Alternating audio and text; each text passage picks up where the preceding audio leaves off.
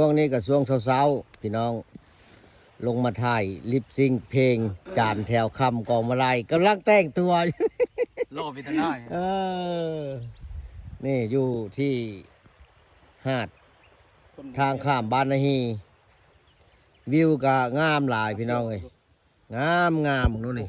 อันนั้นขัวนะอันนั้นขัวข้ามบ้านนาฮีข้ามทางข้ามบ้านนาฮี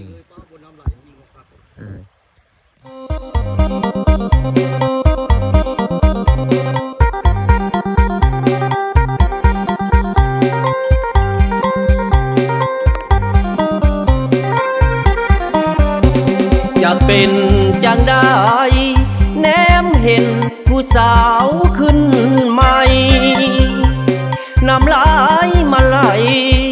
ในเมื่อเหลียวเห็นขาอ่อ